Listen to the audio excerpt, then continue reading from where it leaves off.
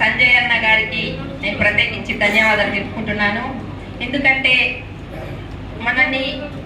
మనం ఇప్పుడు కౌన్సిలర్గా నూతనంగా కౌన్సిలర్ కానివ్వండి, కార్పొరేటర్లను కానివ్వండి, గెలిచిన వారిని గౌరవించుకోవాలని చెప్పి ఆ ఉద్దేశంతో ఈరోజు మరి తాను సన్మానం చేస్తున్నందుకు అన్నగారికి నేను ధన్యవాదాలు తెలుపుకుంటున్నాను.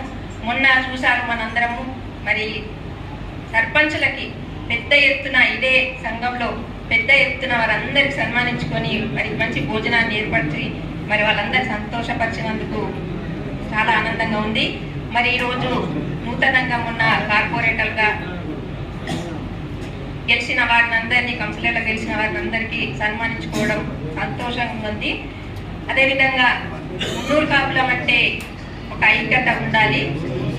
ఐక్యత ఉంటేనే అన్ని సంఘం అంటే బలం, మనకు మున్నూరు కాపు సంఘం అంటేనే బలం.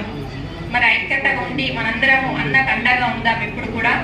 మరి టి శ్రీనివాస్ అన్న గారు ఉన్నప్పుడు నాకు తల్లి లాంటి వారు నిజామాబాద్ లో అన్ని సంఘాలని కట్టించిన ఘనత ఎవరంటే మన సీనన్న గారని చెప్పుకుంటాను. మరి తన గుర్తింపుగా సంఘానికి తన ఫోటోని పెడితే చాలా బాగుంటుందని నేను కోరుకుంటున్నాను సీనన్న గారిది.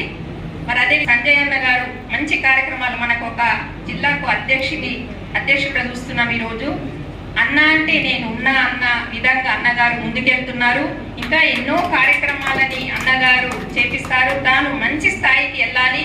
మరి నెక్స్ట్ మనం అందరము తనకు అండగా ఉంటూ ఒక ఎమ్మెల్యేగా మనం చూడాలని నేను కోరుకుంటున్నాను. అదేవిధంగా ఇక్కడికి విచ్చేసిన మా కౌన్సిలర్లకు, కార్పొరేటర్లకి, నా ముందున్న మీడియా ప్రెస్ కి అందరికి కూడా ధన్యవాదాలు తెలుపుకుంటున్నాను. జై మున్నూరు కాప్, జై జై మున్నూరు కాప్.